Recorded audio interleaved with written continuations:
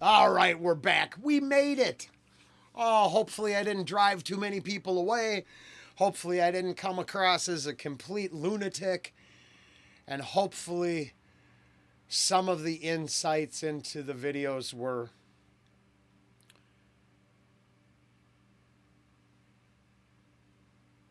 accurate or insightful. I don't know.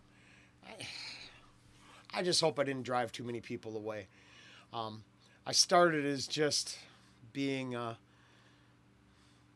just being mesmerized by Miss Fabian.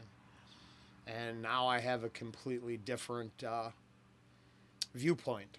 It doesn't change how much I enjoy her artistry and what she does, but it definitely fleshed out the picture. I mean, I definitely understand more than I did before. In no way do I believe my positions were meant to influence or sway anyone. In the end, they're for entertainment purposes only. There are way smarter people than me, and I will admit that. I'm just kind of taking shots in the dark here. Which is not very accurate. I enjoyed it as much as it tore me up. It mattered. And the fact that I wasn't able to just do superficial reactions for clicks actually makes me proud of myself. That's it. The only thing I want to do is try to do it for real. I'm honestly not trying to sell anybody anything. Asking for support should be few and far between. And in the end, it should just be about trying to get a little something out of it all. That has a little value. Try to increase my understanding of the world around me and appreciate others for the positions they hold. So I don't want to change your mind. I want to understand it. I don't want you to think like me. I want you to see the parts that have some value. I want us to stop ignoring each other's shortcomings and start honoring each other's strengths. Because it seems like we're really in a spot where, and I'm guilty of it too. The difference is I don't blame my neighbors for their positions. I blame the leadership that indoctrinated them into their positions, the they. I do believe on both sides there's influencers and leaders that are leading us all astray. And I fear the blindly led who don't question everything. That's it. In the end, I really think we should be able to question and discuss life around us. Not just go, it makes me sad, I want it to end. There's no closure or reckoning in that position. I don't like something, right? I get it. That's why it just turns to anger. I get upset because I'm like, I don't like this. Rawr, it makes me mad. Well, in the end, even I know I have to find more logical solutions, not just reactionary feelings. I get that. And I'm adding that to the journey.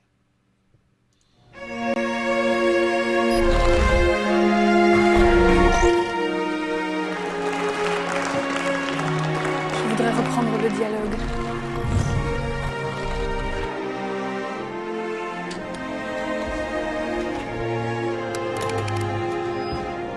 It is a tale of a soul who transcends life.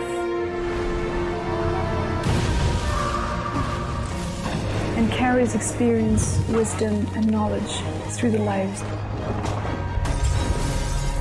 It is the same one soul that goes through 19th century being a vampire, to the 20th century being a dancer or a hit woman. She gathers experience, knowledge, memories. All right, first and foremost, I get it, but I did not see. So I didn't see the tale as one woman's soul throughout history. I guess I had to just be told that. I did not see that. For me, I really took away something different, I think. Now, the underlining issues in each one, I could see. Well, with her saying that, I get it. Okay, I see what they're trying to do. I admit I didn't. Yeah, I still. The first one I didn't see as a vampire tale at all. I just didn't. That's me though. That she carries on to the next life.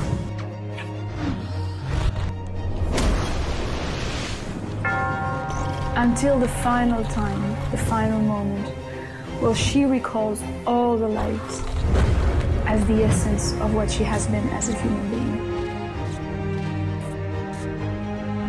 So that's the idea of Mademoiselle Zhivago.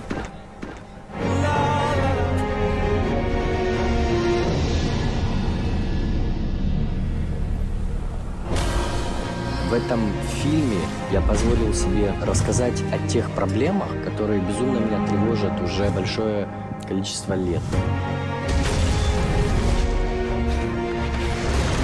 Может быть, это моя кульминационная такая точка творчества. Когда я написал вот такой цикл песен для такой певицы, может быть, у меня выше ничего такого не было, как у композиторов.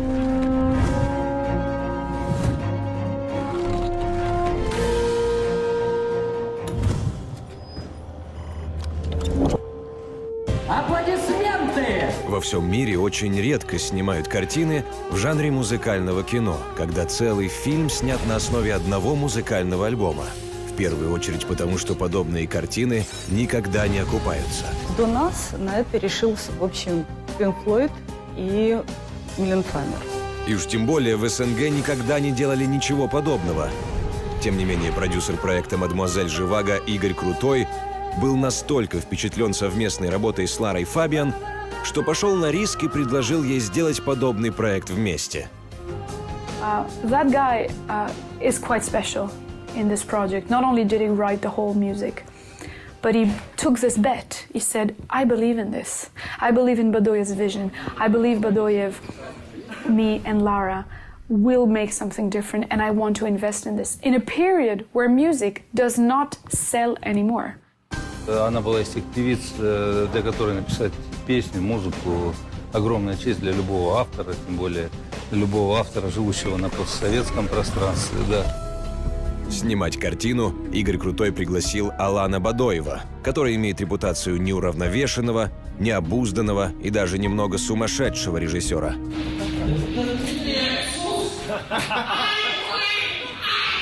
Я считал, что его видение придаст более жесткое современное впечатление от музыки. Alan as a director has many different abilities. He's actually able to show you exactly what he wants, meaning he can do it himself. Alan is able to be the most macho man and then be as feminine as a woman if he needs to show you a very particular scene that me as a woman I had to play. Like this. I adore you. I adore you.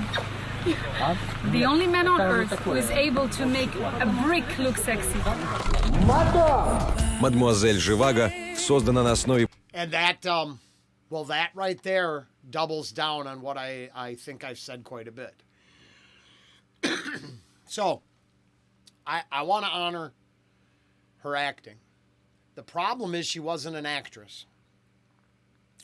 Not that she didn't do great, but I am a firm believer that the production of the video has everything to do with the director. So I got to work in some film, not very good, but I mean, I was in a movie that went to Sundance, okay? It didn't make it. It wasn't finished, but that happened. That's real.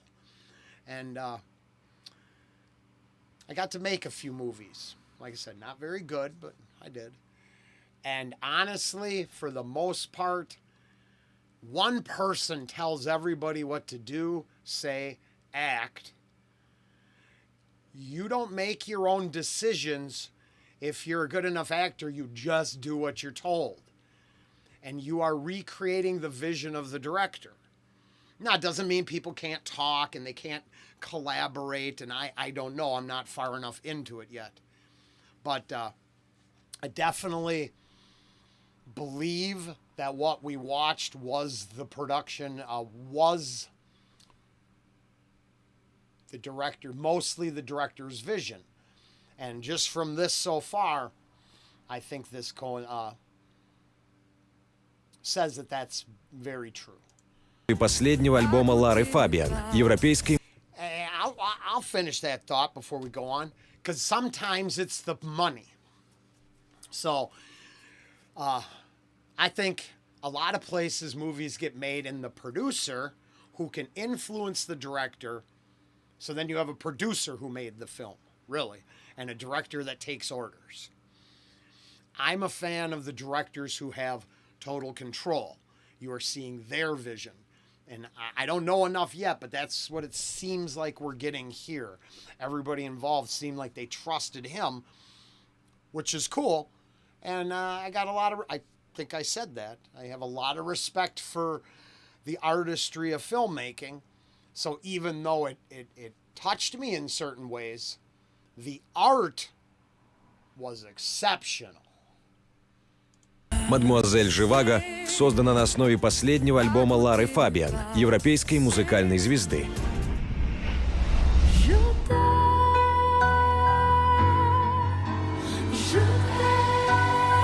Он состоит из 9 новелл, каждая из которых является отдельной,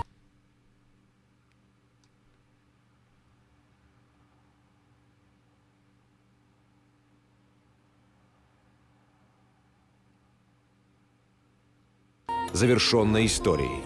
Каждая новелла — это отдельно.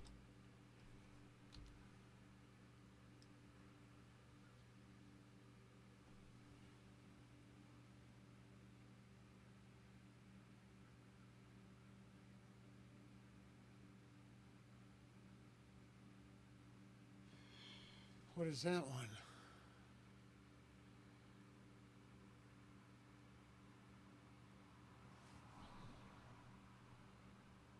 That one's missing, isn't it? Каждая из которых является Interesting. I'm wondering. отдельной, завершенной историей. Каждая новелла — это отдельное произведение, отдельный какой-то короткий метр, но при этом, с другой стороны, это всего лишь какой-то элемент общей мозаики. Подготовка к проекту длилась на протяжении полугода. Готовились парики, продумывалось полностью каждый образ. «Мадмуазель Живаго» — результат кропотливой работы сотен профессионалов, одних из лучших на территории СНГ. I have rarely seen such talent on the same ground. So many talent at so many levels on the same ground. Без сомнения, это самый дорогой музыкальный фильм среди всех, что когда-либо производились в СНГ.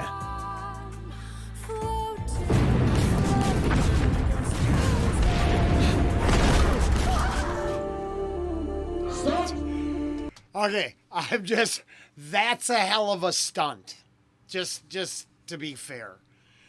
That is I didn't expect a couple guys just, catching someone. But amazing to see the behind the scenes, how that works. It's like an adventure. We watched the movie, but making it is incredible.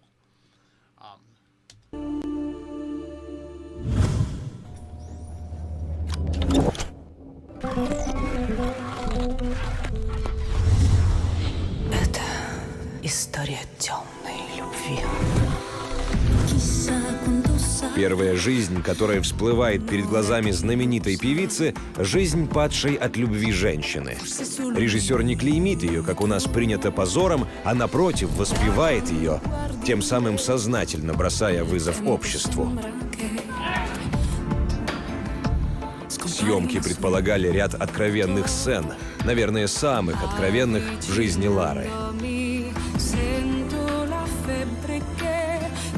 Ну, от этого я должен возбудиться. Ну, конечно. А что, не возбуждается? Ну, сейчас посмотрим.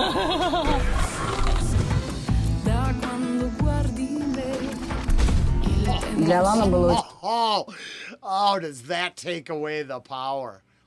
Right? So the first time I see it in context, there's really something being said there. And then you go back and you watch it, and it's just some guy dropping it on it, right? That's the power of movie making. The suspension of disbelief. And my biggest problem is I do realize this, is you watch like an intimate scene. No one ever thinks about the 15 people standing off camera watching. And those intimate moments are really exhibitionist moments for the artist making it. It's crazy, right? Yeah, the realistic side of what filmmaking is versus the illusion it creates, I love it. Oh, I love it. Для Алана было очень важно показать людей, которые танцуют, потому что они посредством танца выражают какие-то эмоции. Но он не хотел видеть лица, потому что для него был очень важен танец. Мы взяли испанскую мантилью, женскую испанскую мантилью и гребень, и одели это на мужчин. Тем самым у нас было прикрытое лицо, и это в движении получилось достаточно интересно.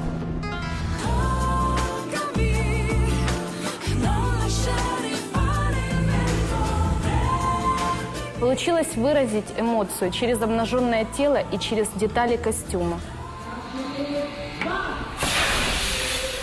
В «Мадемуазель Живаго» есть ряд сложных трюковых сцен с участием каскадеров. Может показаться, что они были травмоопасны, хотя, конечно, все было под контролем. So that's the one. That's the... I don't know what that one was, but I think I missed a whole scene. I don't remember that. Раз, два, три, вентиляция! Трещина!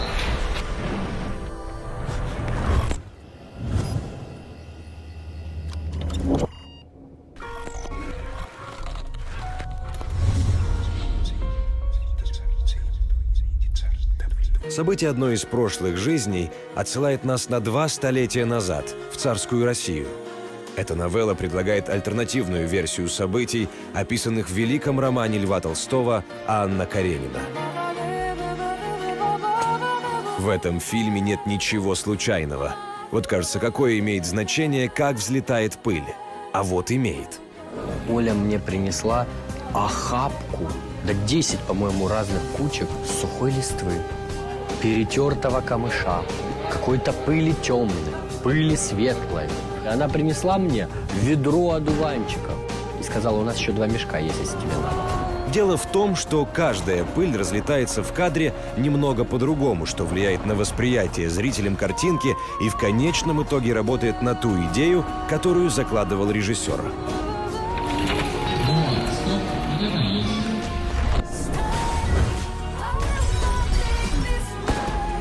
По сюжету действие новеллы происходит весной, летом, осенью и зимой. По старой киношной традиции все эти сцены снимались жаркими августовскими днями. В одной из новелл у нас вся массовка была одета в зимнюю одежду. Хотя на улице был жаркий июнь. И снимали долго, несколько дублей. Мы делали лед, мы делали замерзшее озеро, падал снег. И когда режиссер кричал «Стоп!», все быстро все снимали и бежали к холодному озеру. See, now it's a story like that changes it all, doesn't it? You watch it, you're getting torn up by the meeting, and you're like, oh, I'm so sucked into it. And what you don't realize is everyone's sweating their ass off, just waiting to jump in the lake to cool down. Стоп! Очень хорошо. Для того, чтобы глыба льда была идеально ровной, ее гладили утюгом, а трещинки гравировали специальным ножом. Быстренько оттуда, ребята, надо стоять, так что это вытягивать, но не...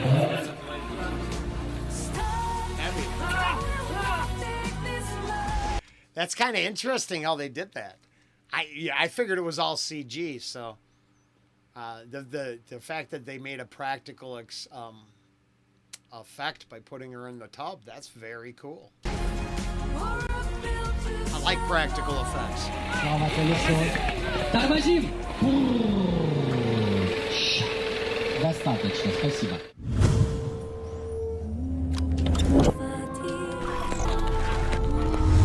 Новелла «Колыбельная» рассказывает о немецком концлагере времен Второй мировой войны. В этой новелле я и Лара, и Игорь, мы хотели напомнить людям, как тяжело это было, как больно это было. Несмотря на то, что окружающий мир был всего лишь декорацией, первый день вся группа ходила очень подавленной. Настолько тяжелой казалась тема концлагеря.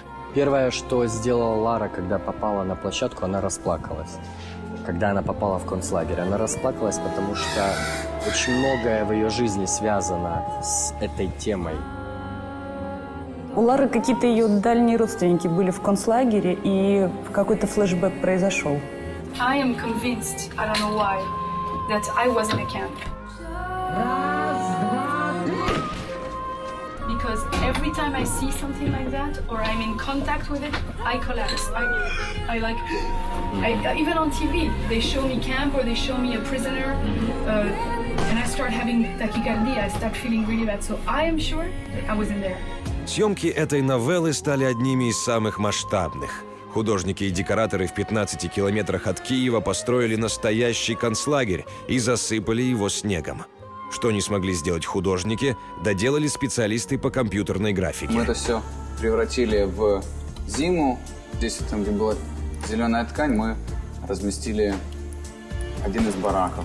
Достроены необходимые здания, например, вот крематорий, ну, как и, в принципе, многие остальные здания. Они были смоделированы и вставлены потом в наше пространство. Работаем, работаем! Режиссер заставил актрис таскать настоящие тяжелые бревна, а не специально подготовленный муляж. Пошли, пошли, все пошли! Девушки с бревнами пошли! На третьем дубле женщины абсолютно четко почувствовали, что такое тяжесть каждого дня работы. Особенно мои руки. Зато когда ты смотришь на материю полученного кадра, ты видишь, что все это дышит настоящим. В новелле «Колыбельная» нам надо было воссоздать атмосферу концлагеря. И вот тут мы решили, что мы можем пойти на эксперименты с черно-белыми пленками разных типов, камеры, которые дают это ощущение. Таким образом получалась вот эта фактура зерна, которая там потом выстреливала неожиданным образом, что зритель верит вот в происходящие события, что это документальная съемка. И это, конечно, захватывающее состояние. Это вот результат, когда ты видишь на экране, адреналин забирает.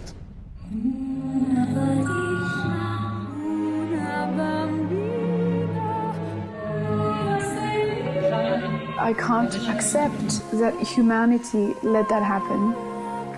That Italian, French, English, all of them knew what was happening. No one did anything for humanity. That's it. The unfortunate truth, I believe it goes on today. So I believe there's parts of, unfortunately, the world that's slave labor camps and places like that still exist. But I guess it's uncomfortable to talk about that because that country holds so much power on the world now. But to be fair, I'm not going to play in that ballpark. It's why I don't deal with a lot of the atrocities. If they're still going on, then of course, remembering this is super important. I have my mother, well, all my family on my mother's side is of German descent. So the ramifications are real. The historical context is real. At the same time, I can't focus just on this one while actual prison camps, labor camps, and things like that still exist. It's an unfortunate deal. We'll probably stop here and finish it up with part 2, just because it's already long. All right, we'll be right back.